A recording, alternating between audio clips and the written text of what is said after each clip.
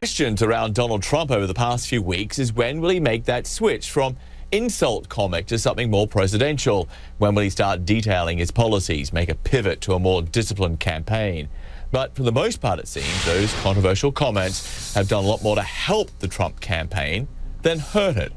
Jeb Bush is a low-energy person. This guy, Ted Cruz, is the single biggest liar I have ever dealt with in my life. She's a vicious, horrible person. You could see there was blood coming out of her eyes, blood coming out of her wherever.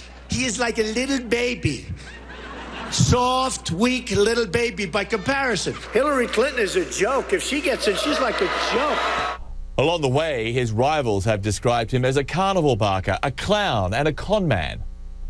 Showtime is over, everybody. We are not electing an entertainer-in-chief. Showmanship is fun, but it's not the kind of leadership that will truly change America. But our next guest believes Governor Chris Christie is dead wrong. Americans want an entertainer-in-chief. Clint is a leadership expert and a Trump supporter. Even wrote a book about Donald Trump's performance secrets. He joins us now from New York. Clint, thanks for being with us. It's good to have you here. You make the argument Donald Trump is basically FDR for the 21st century. Fireside chats replaced by late-night tweets. Convince me. America's greatest leaders have been entertainers-in-chief.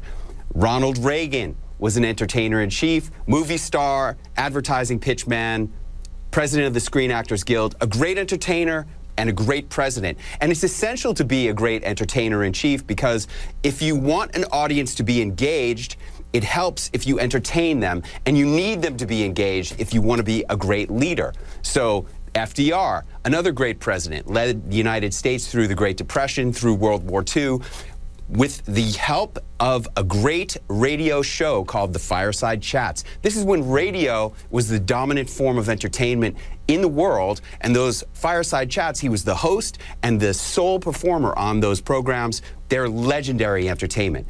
A lot of people would say Donald Trump, he's a very, very good campaigner. He's entertaining. That doesn't necessarily mean he will be a good president. You need to entertain in order to engage.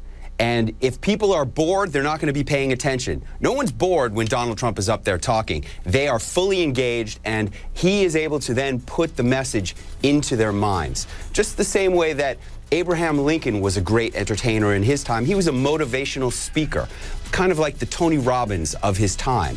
But instead of entertaining soccer moms and road warriors, Lincoln was entertaining our nation's warriors on bloody battlefields and motivating them and inspiring them to lay down their lives for an idea that all men were created equal. That was entertainment and leadership. Okay, so as far as Donald Trump is concerned, is this why you think his supporters are so willing to give him a pass? You know, a lot of the controversial stuff he says, you hear time and time again, they'll say that's Donald just being Donald. And I guess the question is, when does the entertainer end and the serious politician begin? I say the entertainer need not ever end because America needs a leader who knows how to entertain so that he can put the message into the minds of the public. Okay, but we have this situation now. We've got all this tit for tat, all the insults going on out there for most part of this campaign. There's been no oxygen for a lot of serious policy discussion here, especially on the Republican side. Does that matter? How could it matter? We don't know what's going to happen a month from now, let alone what the policy decision should be a year from now when the new president comes into office. What's the difference, what he says about what his policy could be in 9 months or 12 months, when everything could be totally different? As we know, the world is changing really, really fast. What we need is a leader who's able to think on his feet, who's able to make decisions based on the information that he collects from his advisors. Mr. Trump has been leading large organizations, business organizations, very successfully for decades, and he'll be able to do the same thing as president. We shall see. It has been nothing if not interesting. Clint, good to speak with you. Thanks so much.